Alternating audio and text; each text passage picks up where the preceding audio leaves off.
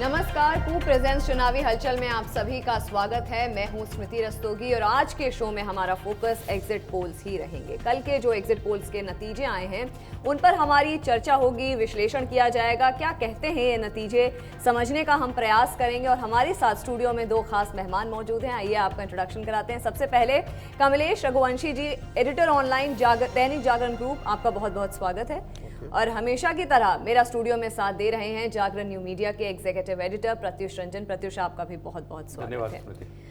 कमलेश जी, आपसे ही शुरुआत करेंगे। कल तमाम नतीजे आए एग्जिट पोल्स के, सबने अमूमन अगर देखा जाए, सबने अगर उत्तर प्रदेश स्पेसिफिक अगर हम बात करें तो सबने ही भाजपा के जो पक्ष में है वो मैक्सिमम जो सीटें हैं भाजपा के पक्ष में दी हैं, बीजेपी के पक्ष में दी हैं। इन एग्जिट पोल्स पे आपकी क्या टिप्पणी रहेगी? और मैं उसके बाद आपसे अगला सवाल लूंगी कि कितने सही और कितने कारगर होते हैं नतीजे, बट पहले मैं उत्तर प्रदेश स्पेसिफिक आपसे बात करना चाहूँगी। देखिए, अभी जितने भी एग्जिट पोल के नतीजे आए हैं, किसी ने 300 प्लस दिया है, किसी ने 250 दिया है, किसी ने 240 दिया है, किसी ने 45 दिया है, तो सबके अपने अपने अलग अलग आकलन है, चरण दर चरण ये लेके आए हैं। तो जो एग्जिट पोल हैं ये तो बता रहे हैं कि भाई उत्तर प्रदेश में भारतीय जनता पार्टी सरकार बनाती दिख रही है। ऐसा कोई भी एग्जिट पोल नहीं है जो ये बता रही हो कि समाजवादी पार्टी एंड गठबंधन चुनाव लड़ रही है। ये पहले भी जब ओपिनियन पोल में भी आया था, तो ओपिनियन पोल और एग्जिट पोल में बहुत ज़्यादा फर्क नहीं है जिस तरह का उसमें आया। आपको ये देखना है कि अगर ये एग्जिट पोल के नतीजे अगर सारे को एक सामान्य रूप से लिया जाए कि सबको मिला के एक बीच का दिया जाए, जैसा आपने कहा, तो ये संकेत दे रहे हैं कि ये नतीजे नहीं है, लेकिन फिर भी ये बता रहे हैं कि उत्तर प्रदेश में भारतीय जनता पार्टी सरकार बना रही है। जैसा बीच में दिख रहा था कि समाजवादी पार्टी का ग्राफ, बहुत सारे मुद्दे बने हुए हैं। तो अगर पूरे एग्जिट पोल के इनके ऊपर मान लीजिए आप यकीन तो नहीं, लेकिन अगर इनको मानिए कि ये जो नतीजे हैं कहीं ना कहीं एग्जिट पोल के, तो भारतीय जनता पार्टी आती दिखती रही है। और इसमें ये अगर ये सच है, ये अगर परिणाम में बदलते हैं, तो इसमें कोई दो राय नहीं कि जो भारतीय जनता पार्टी ने जिस तरह का एक्सपेरिमेंट किया था, जो मुद्दे यहाँ उन्होंने अपने उठाए थे, जो मोदी को लाने का, योगी को लाने का जो एक पीछे जो आरएसएस या जो भी उनके अपने तरीका था कि उनको हम उत्तर प्रदेश में एक ऐसा नेतृत्व लाएं कि जो अपने सारे एजेंडे हैं उसको हम अपने तरीके से पूरा कर पाएं। तो जाहिर है कि सरकार ने 3 स्तर पर अच्छा काम किया होगा जिसकी वजह से आया होगा। एक, जो नीतियां बनाई सरकार ने, जो कार्यक्रम बनाए और जो काम किए विकास के, वो अपने मतदाताओं तक वो पहुंचाने में कामयाब रहे। ये आप नेशनल लेवल की बात बता नहीं, रहे हैं, मैं उत्तर प्रदेश की बात कर उत्तर प्रदेश की बात कर रहा हूं। उत्तर प्रदेश के लिए जो योजनाएं बनाई उन्होंने, उत्तर प्रदेश में जो सारी चीजें की। दूसरा, जो एक लग रहा था कि कोरोना काल में जिस तरह की एक उतना बड़ा 24 करोड़ आबादी वाला प्रदेश, उसमें जिस तरह से सरकार ने, लोगों ने बहुत दुख झेले, तकलीफें झेली, लेकिन जिस तरह सरकार ने उन लोगों के लिए काम किया, अभी तक उनके लिए राशन के इंतजाम, तमाम बहुत सारे इंतजाम, तो वो बहुत सारा लोग सरकार से थोड़ा नाराज भी थे, लेकिन वो एक फैक्टर काम कर रहा है। तीसरा, जो एक इशू था कि भारतीय जनता पार्टी ने कहा था कि हम, उनके मैनिफेस्टो में था कि हम कानून व्यवस्था और जीरो करप्शन, तो एक ऐसी सरकार थी जिसमें कोई जीरो करप्शन, करप्शन के कोई मामले नहीं आए। और जिन जिन इलाकों में लॉ एंड ऑर्डर के इशू थे, खासकर पश्चिमी उत्तर प्रदेश में, तो वो चीजें जो अपने वोटरों को समझाने में कामयाब रहे। कमलेश जी, एक और बात पूछूंगी, क्योंकि आप मुद्दों की बात कर रहे हैं, तो क्या इन इलेक्शंस में, इन चुनावों में, क्या राष्ट्रीय स्तर के मुद्दों को लेकर भी लोगों ने इस बार अपने मतदान का इस्तेमाल किया है? देखिए, राष्ट्रीय मुद्दे, एक फर्क पड़ता है कि राष्ट्रीय मुद्दा क्या है।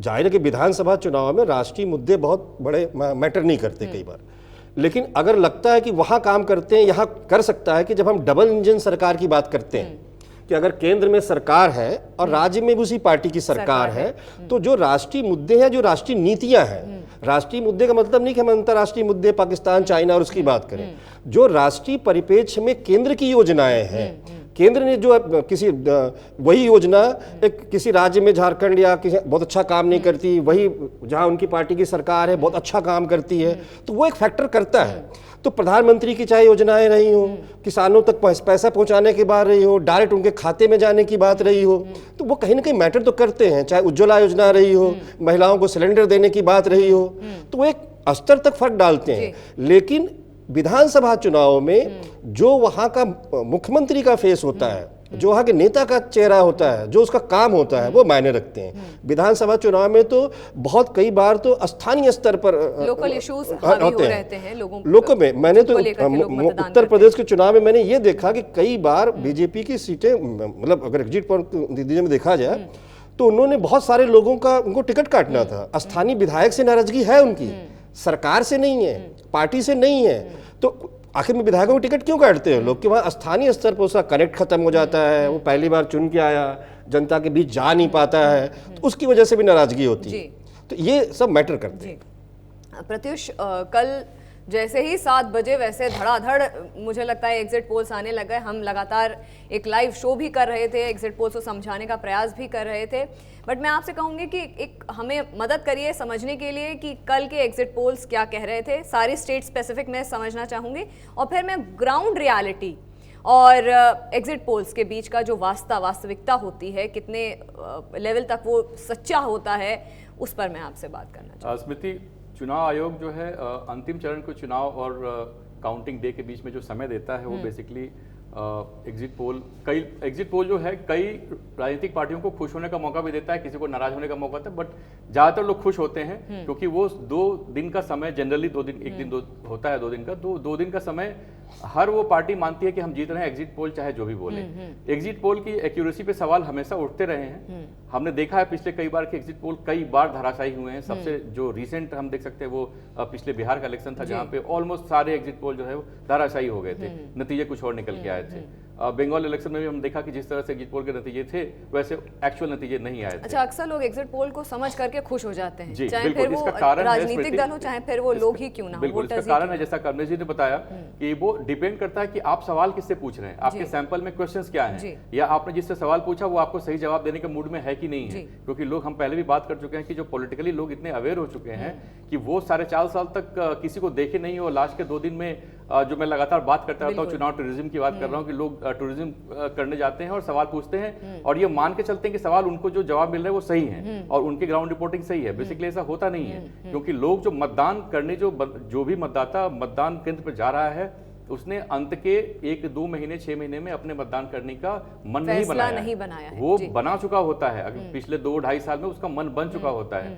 कुछ फ्लोटिंग वोट्स होते हैं, लेकिन मैक्सिमम लोग जो होते हैं वो बना चुके होते हैं। तो एग्जिट पोल के जो सैंपल हैं, जो क्वेश्चंस हैं, जो लोग जिसको रीच आउट कर रहे हैं वो किस तक पहुंच रहे हैं, इस पर बहुत डिपेंड करता है। लेकिन हाँ, हम सीधे खारिज भी नहीं कर सकते, एक इंडिकेशन तो देता है। जैसे अगर हम कल की बात ही करें, जो यूपी का एग्जिट पोल के आंकड़े दिए, तो कुछ आंकड़े मेरे पास है जो आज दैनिक जागरण के फ्रंट पेज पे भी छपा है।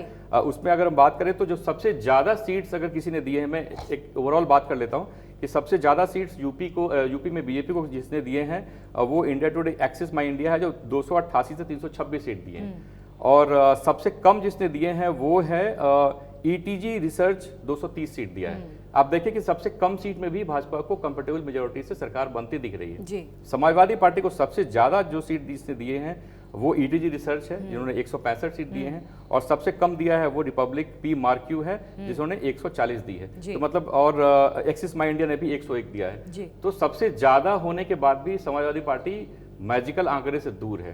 तो ये जब सारे आंकड़े, सारे एजेंसीज के जब एक ही तरफ इशारा कर रहे हैं, इसका मतलब इशारा साफ है। मतदाताओं, अगर थोड़ा सा ऊपर नीचे होता तो कहीं ना कहीं चीजें निकल के डिफरेंट आती। यहाँ पे डिफरेंट यूपी के केस में तो नहीं है। इसका मतलब कि आप देखें पिछले 3 दशकों के बाद, जब से हमने कल भी बात की थी कि नारायण दत्त तिवारी ऐसे मुख्यमंत्री थे जिन्होंने दूसरी बार लीम का पहला जो दौरान था वो काफी छोटा था, पहला टेन्योर उनका, अगर योगी आदित्यनाथ वापस चुन के आते हैं तो एक इतिहास होगा, और इतिहास कई मायने में होगा, क्योंकि यूपी में जिस तरह से उन्होंने 5 साल तक सरकार चलाई है और सारी स्कीम्स को लोगों तक पहुंचाई है, और जिस तरह से लोगों ने उनको वोट किया है, जो अभी दिख के लग रहा है 326 सीट्स कम नहीं होते, पिछले बार से भी ज्यादा है। इसका मतलब लोगों ने कास्ट लाइन से हटके जातिगत संरचना को छोड़कर सिर्फ और सिर्फ विकास के मुद्दे पे वोट दिया। कमलेश जी, आपसे पूछना चाहूंगी कि योगी स्पेसिफिक अभी बात हो रही है, इनके टेन्योर के बारे में बात हो रही है, अगर ये Modi factor in exit poll के नतीजों को, जो नतीजे हैं उनको ग्राउंड रियलिटी में कन्वर्ट कर पाते हैं तो आगे के लिए क्या इंडिकेशन है? देखिए, आपने बहुत महत्वपूर्ण सवाल पूछा है कि लोग कहते हैं कि अगर उत्तर प्रदेश में आप सरकार बना लेते हैं तो आपका रास्ता केंद्र के लिए खुल जाता है। बहुत बड़ा राज्य है, बहुत लोकसभा की सीटें हैं, और जब भी उत्तर प्रदेश तो ये चुनाव नतीजे 2024 में भी बनेंगे, तो जाहिर है अगर योगी और मोदी की जोड़ी या योगी जी अगर ये जो एग्जिट पोल के हैं ये नतीजे में कन्वर्ट हो जाते हैं, तो इसमें कोई दो राय नहीं कि योगी का जो ब्रांड नेम है भाजपा के अंदर, वो एक स्टेट लेवल से निकलकर राष्ट्रीय फलक पर जाएगा। योगी की डिमांड दूसरी जगहों पे भी है, और जिस तरीके से मैं तो देखा हुआ, मैंने तो रिपोर्टिंग भी की उस जमाने में, लखनऊ में रहा, लोग बोलते थे कि राम मंदिर मसला है, ढांचा ढहा, भाजपा की सरकार चली गई, उसको दोबारा आने में बहुत टाइम लगा। बिल्कुल।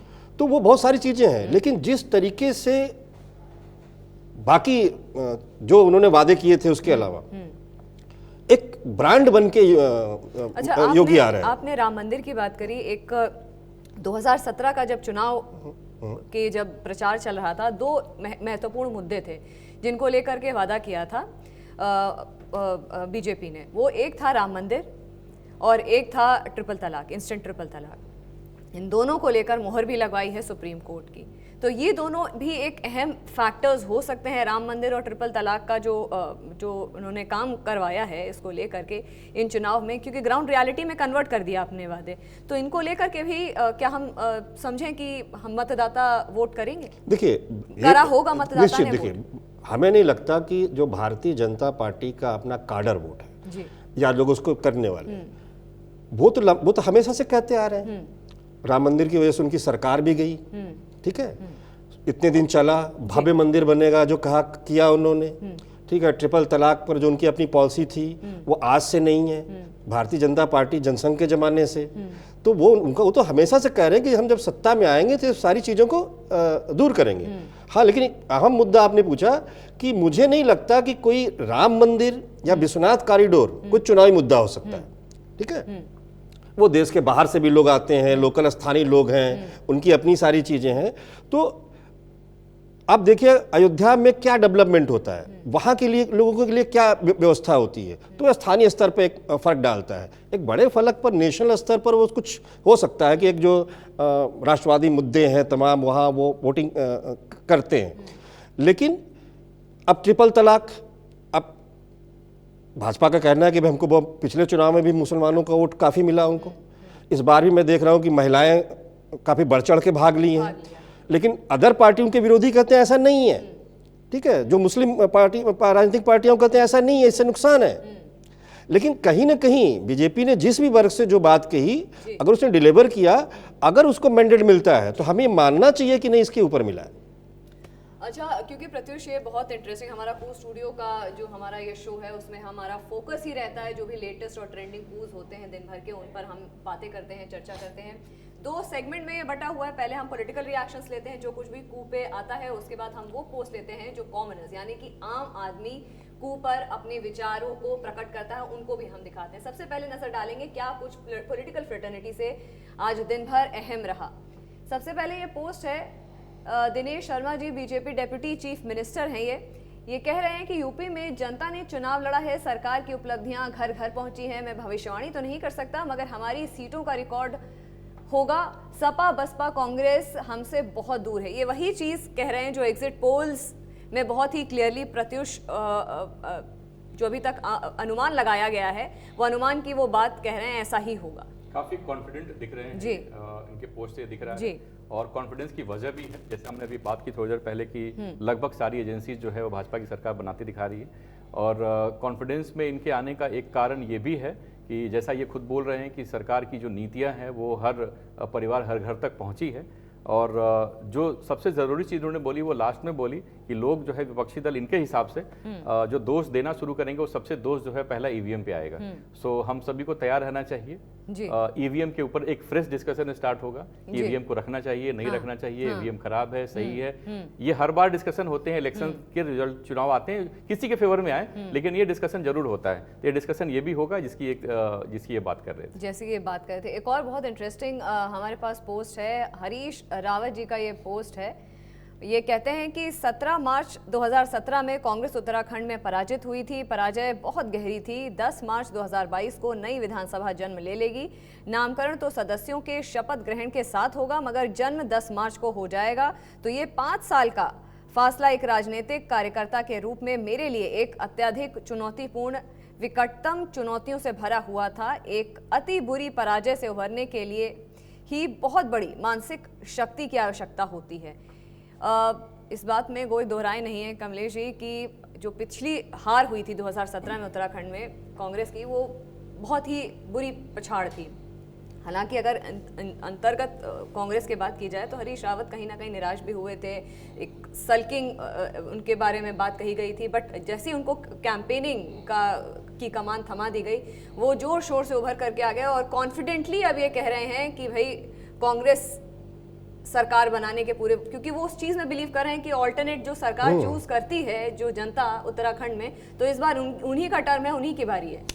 हाँ, लेकिन ये देखना पड़ेगा कि हम उत्तराखंड जब से गठन हुआ है वहाँ भी यही हमेशा रहा कि एक बार उनकी सरकार, एक बार, क्योंकि जहाँ दो ही पार्टियाँ होती हैं तो वहाँ ऐसा असर होता है। लेकिन इस बार अगर आप बहुत सारे नतीजे देखेंगे, उत्तराखंड बहुत छोटा सा राज्य है जहाँ 1 या 2 सीटों का मार्जिन जो है वो बना देगा उसको, किसी का खेल बिगाड़ देगा। तो कांग्रेस को जो मतलब जिस तरह से भाजपा ने बहुत लंबा मार्जिन से जीत की थी, किसी भी सर्वे में कांग्रेस को ऐसी मिलती अभी या एग्जिट पोल में भी नहीं दिखाई दे रही। और हमेशा क्या होता है कि मेरा एक अपना मत होता है, जब हम उत्तराखंड की बात करते हैं तो लीडरशिप आती है कहाँ से? कुमाऊं से, गढ़वाल से। हम उत्तराखंड को पहाड़ की तरह देखते हैं। अगर हरिद्वार क्या पहाड़ है? देहरादून को क्या आप हिल मानेंगे? जितनी नीतियां बनाते हैं वहाँ एक पूरा, वहाँ का भौगोलिक स्थितियाँ बदल चुकी हैं। तराई का एक बड़ा इलाका जो आप ये कह सकते हो कि वह फैक्टर है। भाजपा बाकी जगह बेहतर कर रही है, जब वो कि 3-3, 4-4 मुख्यमंत्री अपने बदल चुके हैं, चेहरे बदले, लेकिन उन्हें जो एक नया चेहरा लेके आए। और हरीश रावत मुख्यमंत्री रह चुके हैं, कई बार इनको देख चुके हैं, ठीक है, इनके तमाम नेतृत्व में चुनाव लड़े। ये इस बात पर निर्भर करेगा, अब उसमें कैसे एग्जिट पोल हुआ है क्या मुझे नहीं पता। अगर अपने जो किसान आंदोलन अगर कहीं थोड़ा बहुत फैक्टर है तो वो पश्चिमी उत्तर प्रदेश में नहीं है। असली फैक्टर वही है उत्तराखंड के उस तराई वाले इलाके में जहाँ गेहूं की खेती होती है, जहाँ के किसान सबसे ज़्यादा आते थे। तो वो अब वहाँ किन सीटों पर किस तरह से भाजपा वहाँ लूज़ कर रही है, विन कर रही है, तो ये फ़र्क डालेगा। लेकिन मेरा मानना है कि बहुत क्लोज होगा। एग्जिट पोल के जो नतीजे दिखा रहे हैं, कोई ऐसा नहीं कि बहुत ज़्यादा वो बड़ी जीत लेके जाएंगे या जो कुछ भी होगा। एक आपने बहुत अहम बात कही किसान आंदोलन की, इस पर भी मैं भी डिटेल विस्तार से चर्चा करूंगी, लेकिन उससे पहले देख लें कि हमारे जो आम जनता है, कॉमनर्स है, वो क्या कह रही है कू पे, उस पर नजर डालते हैं। सबसे पहला ये पोस्ट है निधि का, ये कह रही है एग्जिट पोल तो बस राजनीति का तापमान बढ़ाएंगे, असली नतीजे तो 10 मार्च में। बिल्कुल सही बात है भाई, 10 मार्च से पहले कुछ कहा नहीं जा सकते, जैसा कि हम अभी चर्चा भी कर रहे थे। एग्जिट पोल है, उलटफेर भी कई बार हुआ है, लेकिन ये कोई कारगर या कोई बिल्कुल ग्राउंड रियलिटी नहीं है। आगे बढ़ते हैं, दूसरा पोस्ट हम देखते हैं। साई हैं, ये कह रहे हैं जब तक चुनावी नतीजे सामने नहीं आते कोई हार मानने को तैयार नहीं होता। एग्जिट पोल जिसके पक्ष में होता है वो जीत के दावे कर रहा होता है, और एग्जिट पोल जिसके खिलाफ होता है वो उसे झूठा बता रहा होता है। जैसे प्रत्युष आपने बात करी एग्जिट ईवीएम टेम्परिंग की जो बात अब लगातार शुरू हो जाएगी, चर्चा का विषय बन जाएगा। जी बिल्कुल स्मृति, अभी तो कई सारे और आएंगे, अभी तो ईवीएम तो जस्ट एक होता है। सबसे इंपॉर्टेंट बात स्मृति ये है कि राजनीतिक दलों को, क्योंकि काफ़ी सारे उनके नेता जमीन से जुड़े होते हैं और क्या बदलाव हुए कि नहीं हुए, कितने लेवल पे हुए, ये उनको एक इंडिकेशन मिला होता है। तो इनको पता होता है कि हमारी पार्टी जीत सकती है, हार सकती है, एग्जिट पोल चाहे जो कहें।